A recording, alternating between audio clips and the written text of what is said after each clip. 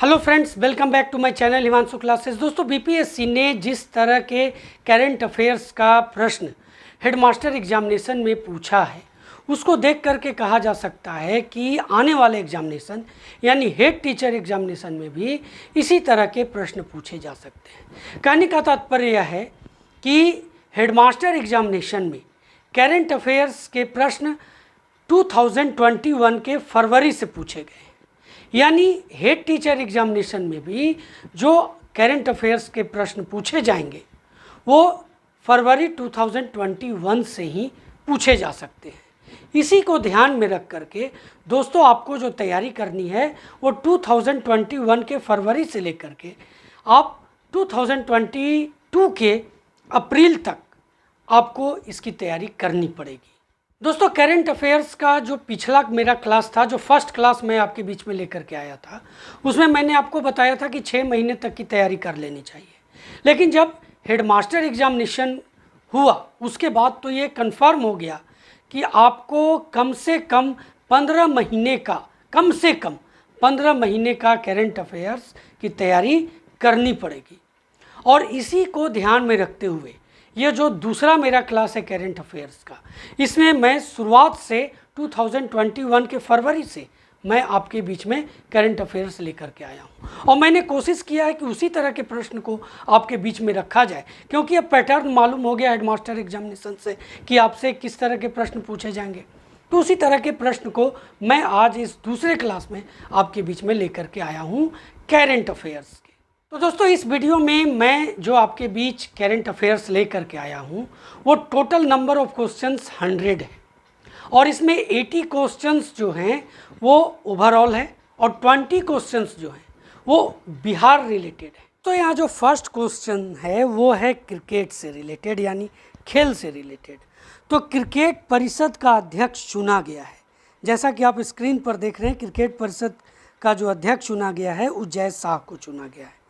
ये भारतीय cricket board के सचिव हैं। जय शाह को हाल ही में सर्वसम्मति से एशियाई क्रिकेट परिषद का अध्यक्ष चुना गया है।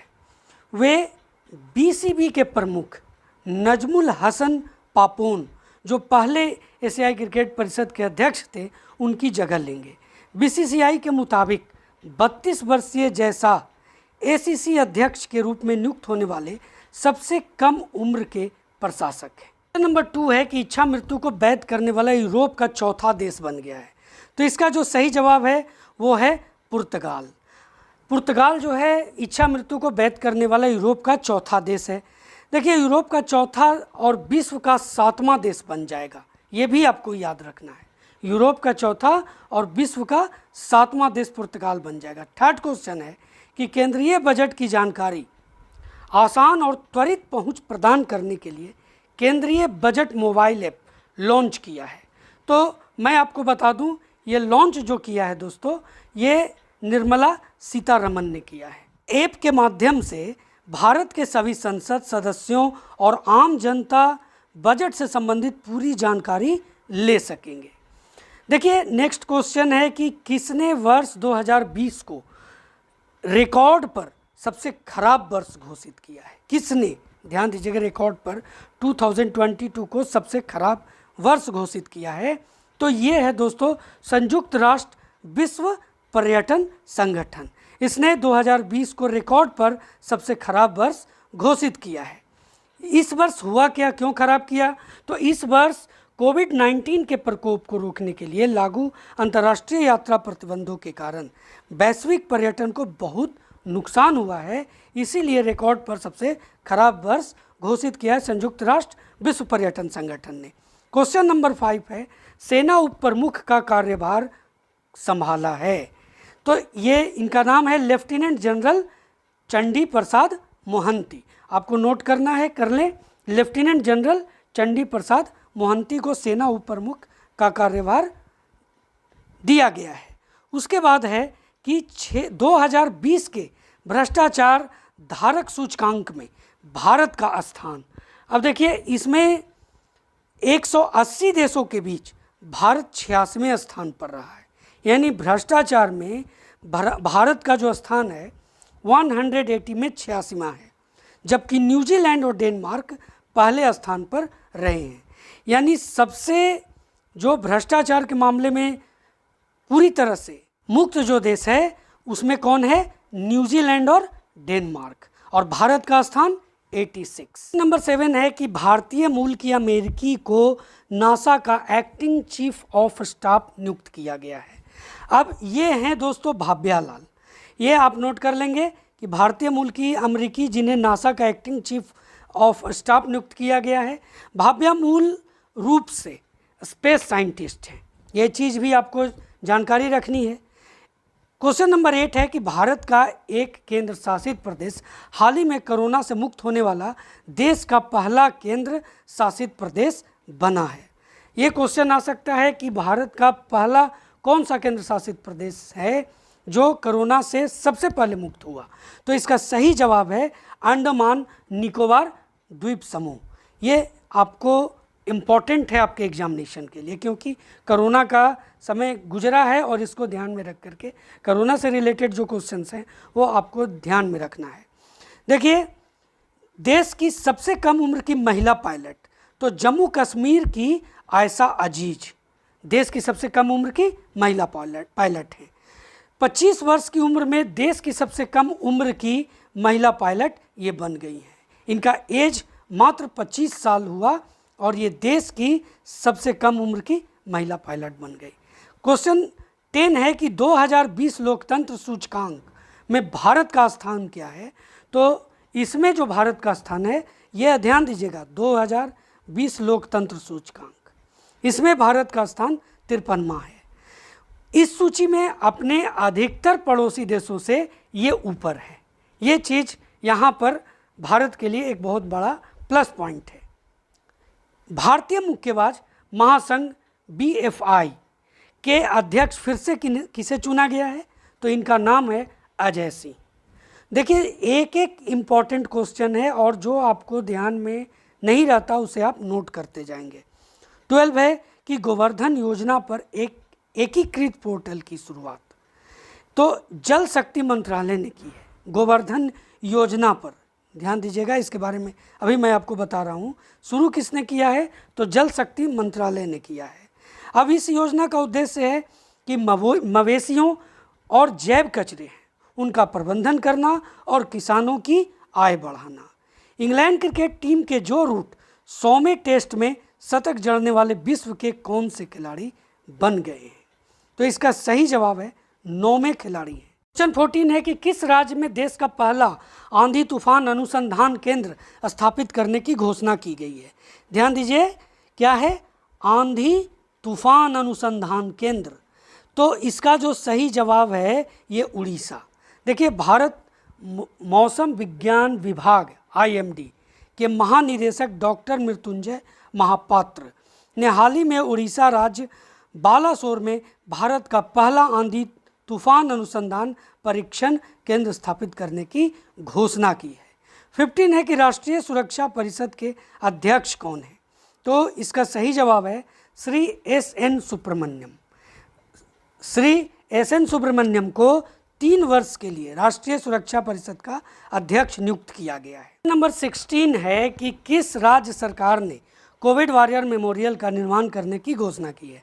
तो इसका सही जवाब है ओडिशा सरकार। देखिए, ओडिशा सरकार के स्वास्थ्य और परिवार कल्याण विभाग ने भुवनेश्वर में कोविड वॉरियर मेमोरियल का निर्माण करने की घोषणा की है, जो कि कोविड वॉरियर द्वारा दिए गए बलिदान और सेवाओं को पहचानने और सम्मानित करने के लिए इस पुरस्कार की घोषणा की गई है।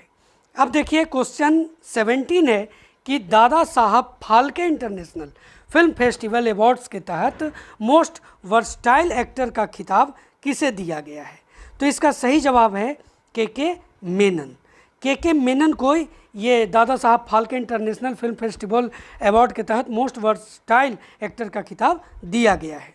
18 है कि केंद्रीय मंत्रिमंडल ने भारत और किस देश के बीच हुए व्यापक आर्थिक सहयोग एवं साझेदारी समझौते को मंजूरी दे दी है? तो इसका सही जवाब है मॉरिशस। 19 है कि निम्न में से किस महासागर में हो रहे ईरान रूस समुद्री सुरक्षा बेल्ट 2021 नौसैनिक अभ्यास में भारत शामिल हुआ है? अब इसका सही जवाब है हिंद महासागर के उत्तरी भाग में ईरान और रूस के हो रहे 2 दिवसीय नौसैनिक अभ्यास में भारत जो है दोस्तों वो शामिल हुआ है।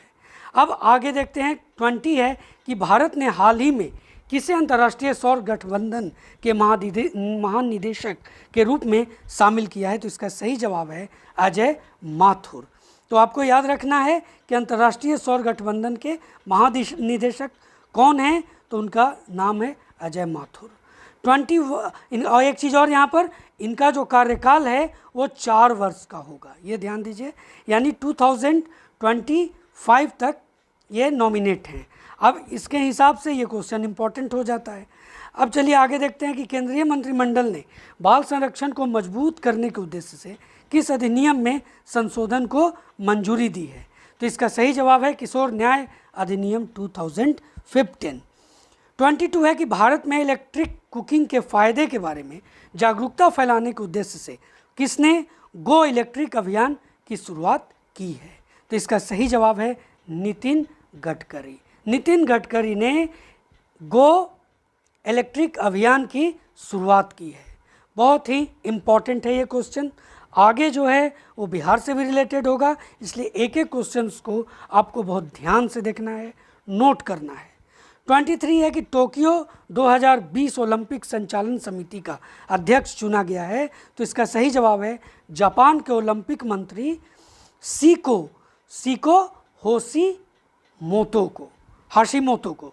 अब देखिए 24 है कि Dada Saheb Phalke international film festival award 2021, इसके बारे में पूरी जानकारी लेते हैं।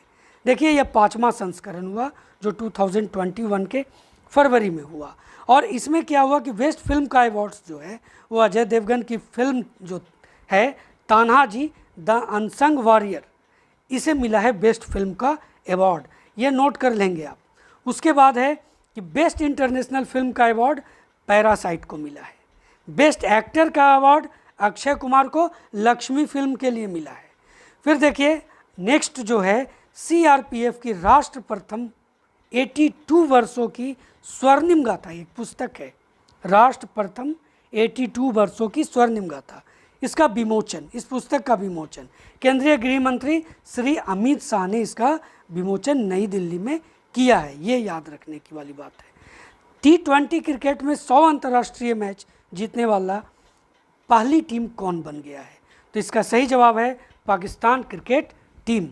बहुत ही इम्पॉर्टेंट है ये क्वेश्चन, आने वाले समय में T20 वर्ल्ड कप होना है, इससे रिलेटेड आपको क्वेश्चंस पूछे जाएंगे, इसलिए ध्यान से जो खेल से रिलेटेड है उस पर आपको फोकस करना है। 27 जो है कौन सा देश पेरिस जलवायु समझौते से अलग होने के 107 दिनों के बाद फिर से आधिकारिक तौर पर शामिल हुआ है, तो इसका सही जवाब है अमेरिका। अमेरिका इस समझौते से अलग हो गया था, लेकिन 107 दिन के बाद पुनः इसमें सम्मिलित हुआ है। अब देखिए पेरिस जलवायु समझौता जलवायु परिवर्तन पर संयुक्त राष्ट्र फ्रेमवर्क कन्वेंशन UNFCCC के अंतर्गत एक समझौता है। दोस्तों महिलाओं को संपत्ति में अधिकार देने वाला देश का पहला राज्य कौन बना है, VVI क्वेश्चन है ये सब। अब इसका जो सही जवाब है वो है उत्तराखंड। उत्तराखंड जो है महिलाओं को संपत्ति में अधिकार देने वाला देश का पहला राज्य बना है। उत्तर प्रदेश सरकार ने किस निर्माणाधीन हवाई अड्डे का नाम मर्यादा पुरुषोत्तम श्री राम एयरपोर्ट रखे जाने की घोषणा की है, नाम से ही क्लियर है, और इसका सही जवाब है अयोध्या। क्वेश्चन 30 है कि किस देश ने हाल ही में महिलाओं के लिए सशस्त्र बल में प्रवेश की अनुमति दे दी है, तो इसका सही जवाब है सऊदी अरब। सऊदी अरब इस तरह के बहुत से कार्य करते रहता है, तो आपको इन सब चीज़ों को अंतर्राष्ट्रीय स्तर से अगर आपसे आप करेंट अफेयर्स पूछे जाते हैं तो ये सब मोस्ट इम्पॉर्टेंट हो जाते हैं। नेक्स्ट इसमें ध्यान देने की बात है कि सऊदी अरब में क्राउन प्रिंस मोहम्मद बिन सलमान की पहल पर हाल ही में महिलाओं के लिए सशस्त्र बल में प्रवेश की अनुमति दे दी है। सऊदी अरब की सरकार ने अपनी कट्टरवादी छवि बदलने की कोशिशों में यह कदम उठाया है दोस्तों। नेक्स्ट है कि गुजरात के अहमदाबाद में प्रधानमंत्री नरेंद्र मोदी के नाम से के क्रिकेट स्टेडियम का उद्घाटन किसने किया है। बहुत सारे क्रिकेट मैचेस यहाँ पर हो रही हैं। अभी जो आप देखिए IPL का जो फाइनल हुआ है वो इसी स्टेडियम में हुआ है। तो यहाँ पर जो सही जवाब है, राष्ट्रपति रामनाथ कोविंद ने हाल ही में गुजरात के अहमदाबाद में प्रधानमंत्री नरेंद्र मोदी के नाम के क्रिकेट स्टेडियम का उद्घाटन किया है। यहाँ पर हाल ही में यानी जिस समय से ये लिया हुआ है उस हिसाब से ये हाल में है, यानी 2021 से ये करंट अफेयर्स लिखा हुआ है, लिया गया है। इसी को ध्यान में रख करके इस बात को यहाँ पर मेंशन किया गया है। इस स्टेडियम में 2 एंड जो छोर होता है का नाम गुजरात के 2 दिग्गज उद्योगपतियों की कंपनियों के नाम पर है। एक रिलायंस एंड है तो दूसरा अडानी एंड है। तो ये भी आपको याद रखने वाली बात है। अनुसूचित जाति के लिए राष्ट्रीय आयोग के अध्यक्ष का पदभार ग्रहण किया है। किसने किया है, किसका ध्यान दीजिए, अनुसूचित जाति के लिए राष्ट्रीय आयोग के अध्यक्ष ये हैं दोस्तों श्री विजय सांपला। नई दिल्ली में अनुसूचित जाति के लिए राष्ट्रीय आयोग के अध्यक्ष का पदभार ग्रहण किया है इन्होंने, किन्होंने, तो श्री विजय सांपला ने। अब देखिए 33 है कि अमेरिका ने किस सामाजिक कार्यकर्ता को अंतर्राष्ट्रीय भ्रष्टाचार रोधी चैंपियंस अवार्ड से सम्मानित किया है। तो इसका सही जवाब है अंजलि भारद्वाज। अंजलि भारद्वाज को सामाजिक कार्यकर्ता, अमेरिका ने सामाजिक कार्यकर्ता जो हैं अंजलि भारद्वाज, इनको अंतर्राष्ट्रीय भ्रष्टाचार रोधी चैंपियंस अवार्ड से सम्मानित किया है। कि अंजलि भारद्वाज ने 2 दशक से अधिक समय से भारत में सूचना के अधिकार आंदोलन में एक सक्रिय सदस्य के रूप में भूमिका निभाई है और इसी के चलते अमेरिका ने सामाजिक कार्य, ये ऐसे सामाजिक कार्यकर्ता हुए जिन्हें अंतर्राष्ट्रीय भ्रष्टाचार रोधी चैंपियंस अवार्ड से नवाजा है।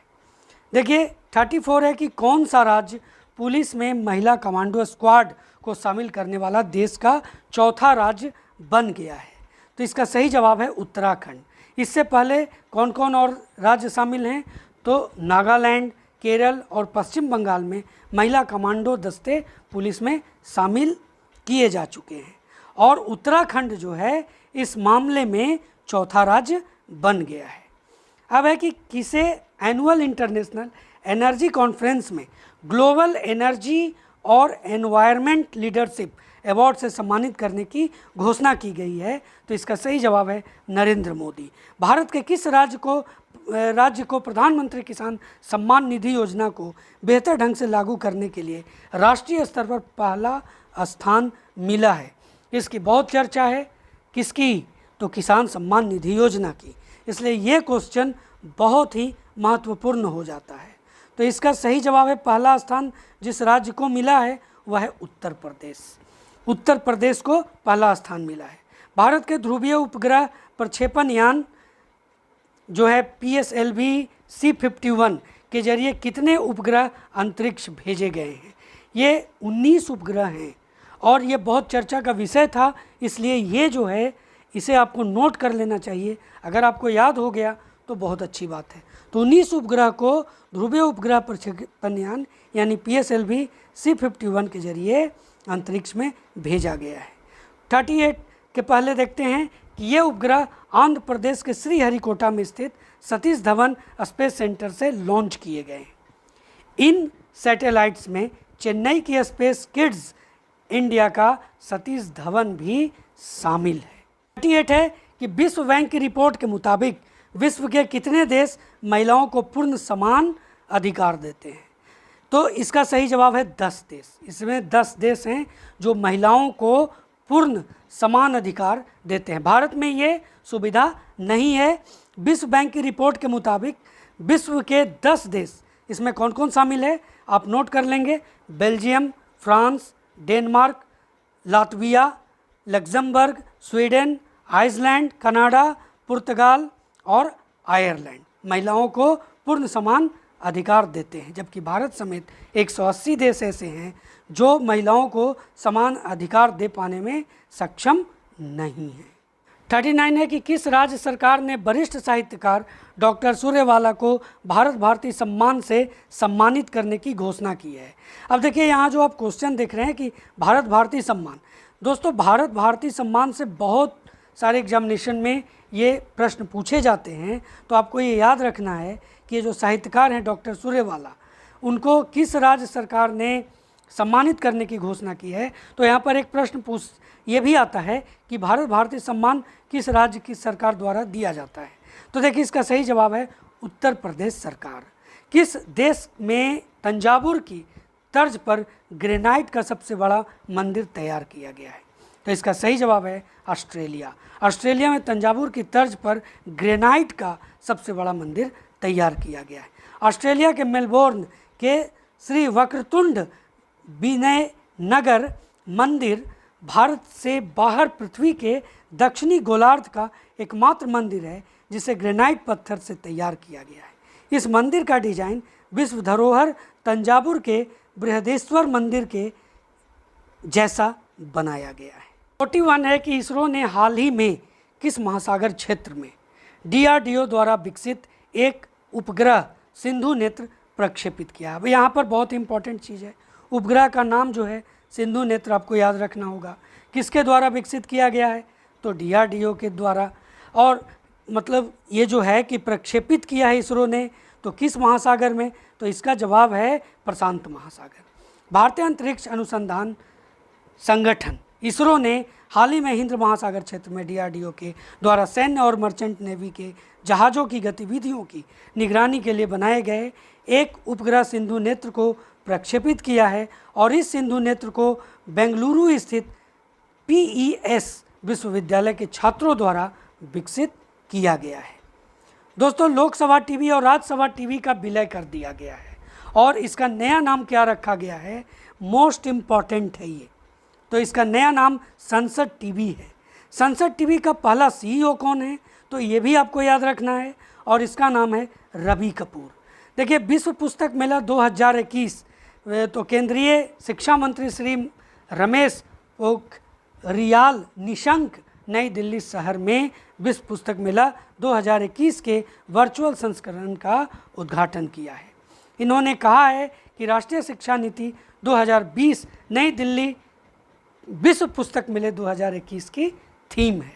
45 है कि कौन सी भारतीय महिला खिलाड़ी 100 वनडे खेलने वाली 5वीं भारतीय खिलाड़ी बन गई है? तो इसका सही जवाब है हरमनप्रीत कौर। नोट कर लेंगे, हरमनप्रीत कौर जो हैं वो 100 वनडे खेलने वाली भारतीय महिला खिलाड़ी बन गई हैं। अब देखिए 46 है कि अंतर्राष्ट्रीय महिला दिवस 8 मार्च को मनाया जाता है। यह दिवस साल 1908 में इस दिन को यानी 8 मार्च को पहली बार सेलिब्रेट किया गया था। तो ये इम्पॉर्टेंट है, अभी मार्च से रिलेटेड क्वेश्चन आपसे पूछे जा सकते हैं और उस लिहाज से ये जो आप यहाँ पर देख रहे हैं 1908 जिस दिन इसकी शुरुआत हुई, ये एसेंशियल हो जाता है। वर्ष 1996 में संयुक्त राष्ट्र संघ ने पहली बार अंतर्राष्ट्रीय महिला दिवस को एक खास थीम के साथ मनाना शुरू किया था। CPCB के द्वारा जारी देश के 112 सबसे प्रदूषित स्थलों में कौन सा राज्य पहले स्थान पर रहा है? बहुत ही इम्पॉर्टेंट है ये। तो इसका जो जवाब है ओडिशा। क्वेश्चन नंबर 48 है कि किस देश ने सार्वजनिक जगहों पर बुर्का पहनने पर रोक लगा दी है? तो इसका सही जवाब है स्विट्जरलैंड। फ्रांस पहला यूरोपीय देश है जिसने मुस्लिम महिलाओं पर बुर्का पहनने पर बैन लगाया है। अब इसमें नया नाम कौन जुड़ गया है? स्विट्जरलैंड। कौन देश पहला है? तो फ्रांस है। देखिए, मैत्री सेतु क्या है इसके बारे में जानते हैं। प्रधानमंत्री श्री नरेंद्र मोदी ने भारत और बांग्लादेश के बीच मैत्री सेतु का उद्घाटन किया है। यह मैत्री सेतु पुल फेनी नदी पर बनाया गया है। ये नदी त्रिपुरा और बांग्लादेश में भारतीय सीमा के बीच बहती है। तो ये जो मैत्री सेतु है ये किस नदी पर है? फेनी नदी पर। किन किन देशों के बीच में है? तो भारत बांग्लादेश में। अब इसका उद्घाटन किसने किया? तो नरेंद्र मोदी ने। देखिए, भारत के किस राज्य में पहला वन चिकित्सा केंद्र खोला गया है? तो इसका सही जवाब है दोस्तों उत्तराखंड। अब 51 है कि ग्रामीण भारत की 1 मिलियन महिलाओं की सहायता के लिए किस कंपनी ने विमेन बिल बेब प्लेटफॉर्म को लॉन्च किया है? तो इसका सही जवाब है गूगल। देखिए, गूगल ने हाल ही में वर्चुअल गूगल फॉर इंडिया कार्यक्रम के तहत ग्रामीण भारत की 1 मिलियन महिलाओं की सहायता के लिए विमेन बिल वेब प्लेटफॉर्म को लॉन्च किया है। यह प्लेटफॉर्म अंग्रेजी और हिंदी दोनों भाषाओं में है। मेडिकल कंपनी ग्लेनमार्क फार्मा ने किस क्रिकेटर को अपना ब्रांड एम्बेसडर नियुक्त किया है? तो इसका सही जवाब है दोस्तों रोहित शर्मा। किस एसोसिएट के द्वारा प्रधानमंत्री नरेंद्र मोदी को वैश्विक ऊर्जा और पर्यावरण नेतृत्व पुरस्कार से सम्मानित किया गया है? तो इसका सही जवाब है कैम्ब्रिज एनर्जी रिसर्च एसोसिएट। इस पुरस्कार की शुरुआत वर्ष 2016 में हुई थी और यह पुरस्कार वैश्विक ऊर्जा और पर्यावरण के भविष्य के प्रति समर्पित नेतृत्व का सम्मान करने के लिए दिया जाता है और इस मामले में नरेंद्र मोदी जो हैं वो अव्वल स्थान पर रहे हैं। अब देखिए किस देश ने हाल ही में अंतरिक्ष में अपना पहला सैन्य अभियान शुरू किया है? तो इसका सही जवाब है फ्रांस। हाल ही में अंतरिक्ष में अपना पहला सैन्य अभियान, ध्यान दीजिएगा सैन्य अभियान की बात, किसने? फ्रांस ने। अब देखिए केंद्र सरकार ने बीमा क्षेत्र में विदेशी निवेश की सीमा को कितने प्रतिशत तक बढ़ाने की मंजूरी दे दी है? तो इसका सही जवाब है 74%। उस समय जब ये हुआ था तो बहुत चर्चा का विषय हुआ था, तो इसको याद रखना है 74%। देखिए केंद्र सरकार ने जो हाल ही में बीमा क्षेत्र में विदेशी निवेश की सीमा बढ़ाई है 74%, तो उसके पहले कितना था? तो ये ध्यान देने की बात है 49%। और बीमा कानून 1938 में ये संशोधन को मंजूरी दे दी गई है। यानी ये भी जो बीमा कानून जो है वो 1938, ये आपको याद रखना है। जबकि वर्ष 2015 में मोदी सरकार ने विदेशी निवेश की सीमा 26% से बढ़ाकर 49% किया था। ये चीज़ भी आपको याद रखनी है। देखिए मिताली राज इंटरनेशनल क्रिकेट में कितने हजार रन बनाने वाली विश्व की दूसरी और भारत की पहली महिला क्रिकेटर बन गई हैं? मैं बात कर रहा हूँ मिताली राज की। तो देखिए ये हैं 10,000 रन। ये कितना है? 10,000 रन। चीन और किस देश ने हाल ही में अंतर्राष्ट्रीय चंद्र अनुसंधान स्टेशन स्थापित करने के लिए एक समझौता ज्ञापन पर हस्ताक्षर किए हैं? देखिए ये क्वेश्चन हेडमास्टर एग्जामिनेशन में पूछा गया है।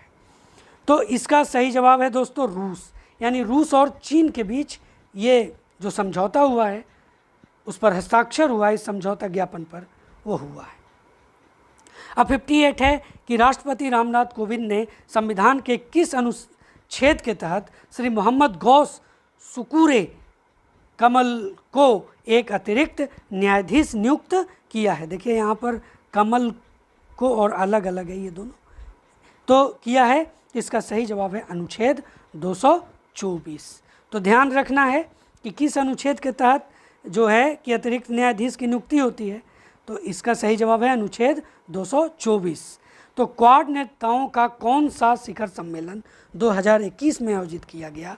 तो ये था पहला जो था शिखर सम्मेलन 2021 में क्वाड नेताओं का आयोजित किया गया। यह सम्मेलन आभासी मोड में हुआ क्योंकि कोरोना का समय था, इसलिए आभासी मोड में हुआ। और इस सम्मेलन में जापान के प्रधानमंत्री योशिहाइड सुगा, संयुक्त राज्य अमेरिका के राष्ट्रपति जो बाइडेन और ऑस्ट्रेलिया के प्रधानमंत्री स्कॉट मॉरिसन और प्रधानमंत्री मोदी ने नेताओं के साथ इस चर्चा में भाग लिया है।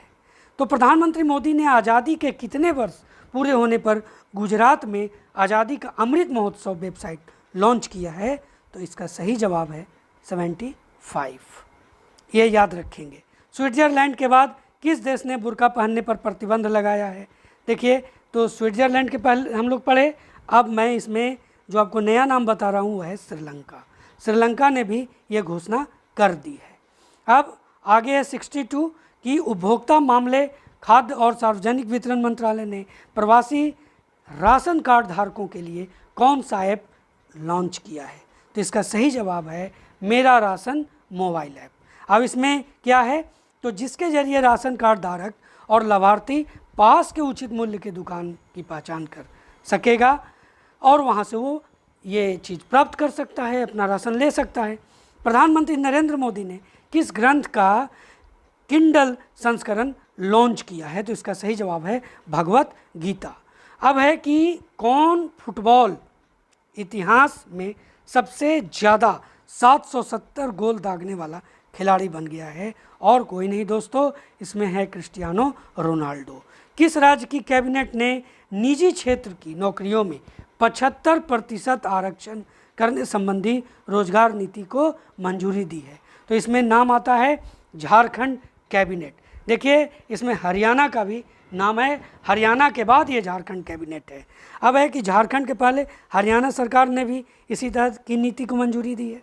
अब भारत की महिला तलवारबाज भवानी देवी ओलंपिक के लिए क्वालिफाई करने वाली कौन सी भारतीय तलवारबाज बन गई है? देखिए जो ओलंपिक हुआ उसके लिए है ये, तो आपको तो याद रखना है, तलवारबाज पहले थे नहीं, अब हुए हैं, तो ये है पहली। 67 है कि Miami international science fiction film festival में किस साइंस फिक्शन फिल्म ने 4 अवार्ड्स जीते हैं? तो इसका सही जवाब है मैनी। अब देखिए भारत की पहली साइंस फिक्शन फिल्म है ये मैनी। इस फिल्म की लेखिका और प्रोड्यूसर सोनल सहगल हैं। तो ये आपको याद रखना है कि भारत की पहली साइंस फिक्शन फिल्म है और इसकी लेखिका और प्रोड्यूसर कौन है?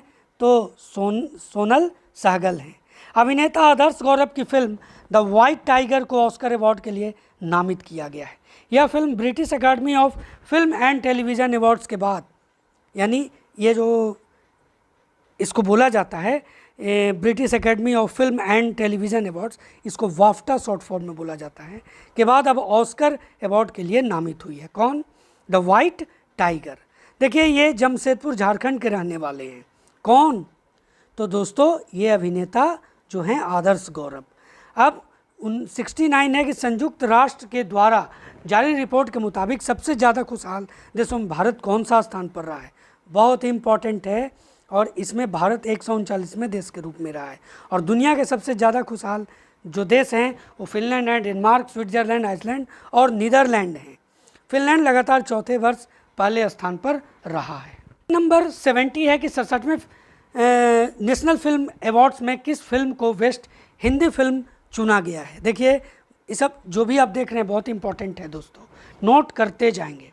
और इस फिल्म का नाम है, 67वें की बात मैं कर रहा हूँ, और 67वें ही आपको पूछा भी जाएगा क्योंकि ये बीपीएससी का एग्ज़ाम है और इसमें बिफोर ही पूछा जाता है। तो ये है छिछोरे। अब देखिए मणिकर्णिका और पंगा फिल्म के लिए कंगना रनौत को बेस्ट एक्ट्रेस का अवार्ड दिया गया। यह कंगना रनौत के कैरियर का चौथा नेशनल अवार्ड है। किस मंत्रालय ने एक ई ट्रेडिंग पोर्टल प्रणीत लॉन्च किया है? तो इसका सही जवाब है विद्युत मंत्रालय। संस्कृति मंत्रालय ने किस देश के राष्ट्रपिता बंग बंधु शेख मुजीबुर रहमान को 2020 के लिए गांधी शांति पुरस्कार से सम्मानित करने की घोषणा की है? तो इसका सही जवाब है बांग्लादेश। देखिए 2019 का गांधी सेतु शांति पुरस्कार ओमान के दिवंगत मर गए ये सुल्तान काबूस बिन सैद अल सैद को देने की घोषणा की है। 73 है कि ग्लोबल होम प्राइस इंडेक्स में भारत 13 स्थान नीचे फिसलकर कौन सा स्थान पर आ गया है? तो इसका सही जवाब है 56। किस मामले में? ग्लोबल होम प्राइस इंडेक्स में। ध्यान दीजिएगा, इस चीज़ को नोट कर लीजिएगा। किस नंबर पर? 56। हिंदी लेखक प्रोफेसर शरद पगारे को किस वर्ष के व्यास सम्मान से सम्मानित करने की घोषणा की गई है? तो इसका सही जवाब है 2020। अंतर्राष्ट्रीय बौद्धिक संपदा आईपी सूचकांक के वार्षिक संस्करण में भारत कौन से स्थान पर रहा है? तो इसका सही जवाब है 40वें स्थान। देखिए किस मामले में? अंतर्राष्ट्रीय बौद्धिक संपदा आईपी सूचकांक। तो जितना भी सूचकांक है ना वो आपको एकदम याद रखना पड़ेगा, और उसमें क्या? भारत का स्थान। तो इसमें कौन है? 40वां। 76 है कि बांग्लादेश के ढाका और पश्चिम बंगाल के न्यू जलपाईगुड़ी को आपस में जोड़ने के लिए कौन सी एक्सप्रेस ट्रेन को चलाने की घोषणा की गई है? सही जवाब है मिताली एक्सप्रेस। ये यहाँ पर कर दीजिएगा एक्सप्रेस, मिताली एक्सप्रेस है ये।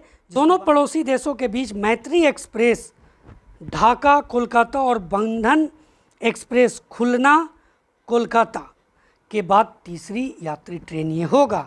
तो ये भी जो पॉइंट आप देख रहे हैं ना, ये भी आप नोट कर लेंगे।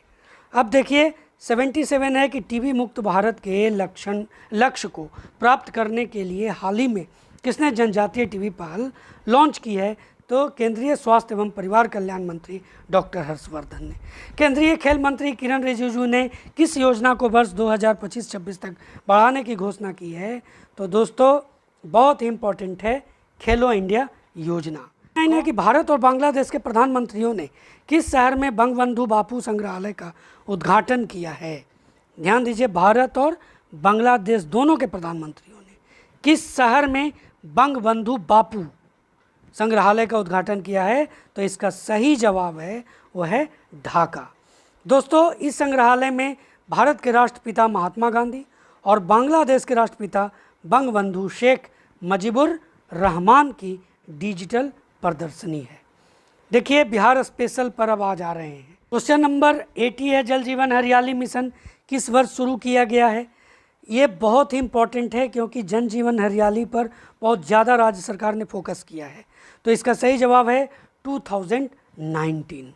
दोस्तों नीतीश कुमार ने पर्यावरण की रक्षा और जलवायु परिवर्तन से जुड़े जोखिमों की जांच के लिए जल जीवन हरियाली मिशन शुरू किया। 2020 में उन्होंने राज्य में वन कवर बढ़ाने के लिए हरियाली मिशन शुरू किया। दोस्तों नेक्स्ट है कि बिहार में कृषि वानिकी योजना किस विभाग द्वारा शुरू की गई है? क्या कृषि वानिकी योजना किस विभाग द्वारा शुरू किया गया है? तो वन विभाग ने कृषि वानिकी योजना शुरू की है। भारतमाला योजना, पिछले वीडियो में मैंने आपको बताया था ये भारतमाला, और भारतमाला योजना जो है ये हेडमास्टर एग्जामिनेशन में भी पूछा गया है। तो भारतमाला योजना के तहत बनने वाले बिहार के पहले एक्सप्रेस वे का नाम क्या है? तो ये है औरंगाबाद जयनगर एक्सप्रेस वे। देखिए बिहार का पहला 4 lane greenfield express way Aurangabad से पटना होते हुए दरभंगा तक बनेगा। तो बहुत ही इम्पॉर्टेंट ये पॉइंट है, ये क्वेश्चन है, इसे नोट कर लेंगे। भारत की पहली हैप्पीनेस इंडेक्स रिपोर्ट में बिहार का क्या रैंक है? तो इसका सही जवाब है 25वें स्थान पर है। देखिए ये जो हैप्पीनेस इंडेक्स रिपोर्ट होता है इसे किस आधार पर बनाया जाता है उस पर बात करते हैं। किन मापदंडों के अनुसार इसे तैयार किया जाता है? तो यह काम से जुड़े मुद्दे जैसे आय और वृद्धि, पारिवारिक संबंध और दोस्ती, शारीरिक और मानसिक स्वास्थ्य, सामाजिक मुद्दे, आस्था और धर्म। अब बिहार के किस विश्वविद्यालय ने स्कॉच गोल्ड अवार्ड 2020 जीता है? तो बिहार कृषि विश्वविद्यालय, इसने ये अवार्ड जीता है। बिहार में निष्ठा प्रशिक्षण कार्यक्रम निम्नलिखित में से किस विभाग ने शुरू किया है? दोस्तों क्योंकि ये निष्ठा प्रशिक्षण बहुत चला है, टीचर से रिलेटेड है, तो आपके एग्जामिनेशन में ये प्रश्न पूछा जा सकता है। तो बिहार में निष्ठा प्रशिक्षण कार्यक्रम राष्ट्रीय शिक्षा अनुसंधान एवं प्रशिक्षण परिषद द्वारा शुरू किया गया है, शिक्षकों के लिए है, विद्यार्थियों के लिए है। अब देखिए national initiative for school heads and teachers holistic advancement प्रशिक्षण 2019 में सरकार द्वारा शुरू किया गया था, जिसमें टीचरों को ट्रेन किया गया इस ऐप के द्वारा। अब देखिए देश भर में शिक्षक दक्षता बढ़ाने के लिए प्रशिक्षण की अवधारणा की गई थी। राष्ट्रीय अपराध रिकॉर्ड ब्यूरो द्वारा प्रकाशित एक रिपोर्ट के अनुसार राजनीतिक अपराध के मामले में बिहार का स्थान क्या है? तो राजनीतिक अपराध के मामले में बिहार 5वें स्थान पर है। बिहार 5वें स्थान पर है। दोस्तों बिहार में शिक्षा उड़ान कार्यक्रम आरंभ करने वाला पहला जिला कौन है? तो ये है समस्तीपुर। ध्यान दीजिए, शिक्षा उड़ान कार्यक्रम किसने आरंभ किया है? तो समस्तीपुर ने। अब 88 है कि बिहार आर्थिक सर्वेक्षण, हेड मास्टर एग्जामिनेशन में बिहार आर्थिक सर्वेक्षण से बहुत सारे प्रश्न पूछे गए। तो 2021-22 के अनुसार बिहार में 0 से 18 वर्ष की उम्र वाले बच्चों की आबादी कितनी है? हेडमास्टर एग्जामिनेशन में एक जहाँ पर ग्रामीण महिला श्रमिकों की संख्या पूछी गई थी, यहाँ पर मैं आपके लिए उससे अलग 0 से 18 वर्ष की उम्र वाले बच्चों की आबादी है, तो वो है 42%। इसे नोट कर लेंगे। अब है 89, बिहार में पहली बार बाल बजट कब लाया गया? तो 2013-14 में। The dream of regulation a biography of Jayaprakash Narayan के लेखक कौन हैं? ये बुक है और बुक का नाम तो पूछा जाता है। इसका सही जवाब है बिमल प्रसाद और सुजाता प्रसाद। क्वेश्चन नंबर 91 है दोस्तों कि बिहार के नए मुख्य सचिव कौन हैं, तो इसका सही जवाब है अमीर सुबहानी।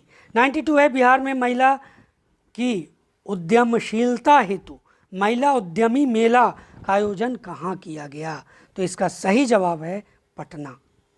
दोस्तों 93 की ओर बढ़ते हैं कि स्वैच्छिक रक्तदाता स्मार्ट कोड बनाने वाला देश का पहला राज्य बिहार। बहुत ही महत्वपूर्ण किस मामले में, तो स्वैच्छिक रक्तदाता स्मार्ट कार्ड बनाने वाला देश का पहला राज्य कौन है, बिहार है। बिहार के किस विश्वविद्यालय को स्विट्जरलैंड की संस्था द्वारा अंतर्राष्ट्रीय सम्मान के लिए चुना गया है, तो ये है नालंदा अंतर्राष्ट्रीय विश्वविद्यालय। बिहार का कौन सा जिला जल जीवन हरियाली में प्रथम स्थान प्राप्त किया है, मोस्ट इम्पॉर्टेंट, और इसका सही जवाब है गया। गया को जल जीवन हरियाली योजना में पहला स्थान मिला है बिहार में। बिहार का कौन सा शहर स्वच्छ भारत मिशन शहरी के तहत सबसे अधिक प्रदूषित रहा है, तो इसका सही जवाब है बिहार शरीफ। बिहार शरीफ जो है स्वच्छ भारत मिशन शहरी के तहत सबसे अधिक प्रदूषित शहर है। बिहार में देश रत्न डॉक्टर राजेंद्र प्रसाद के जन्म दिवस को राज्य सरकार द्वारा किस दिवस के रूप में मनाया गया है, तो ये है मेघा दिवस। याद रखेंगे, मेघा दिवस। अब नेक्स्ट है कि नीति आयोग द्वारा जारी बहुआयामी गरीबी सूचकांक 2021 में बिहार को देश में कौन सा स्थान प्राप्त हुआ, तो ये सही जवाब है अंतिम, लास्ट। अब देखिए मेढक परियोजना में किन दो राज्यों की ये परियोजना है, मेढक परियोजना, तो ये है बिहार और उत्तर प्रदेश। बिहार और उत्तर प्रदेश की परियोजना का नाम है मेढक परियोजना। उसके बाद है हाल ही में बिहार का कौन सा बंदरगाह अंतर्राष्ट्रीय जलमार्ग से जोड़ा गया, तो इसका सही जवाब है गायघाट। तो दोस्तों ये था 100 क्वेश्चंस का करेंट अफेयर्स। दोस्तों ये सेकंड क्लास था, थर्ड क्लास में इसकी बाद की चीज़ों को मैं आपके बीच में रखूँगा और आपके एग्जामिनेशन के आते आते मैं आपको पूरा का पूरा करेंट अफेयर्स बता दूंगा और सिर्फ सुन करके ही आपको बहुत सारे प्रश्न याद हो जाएंगे।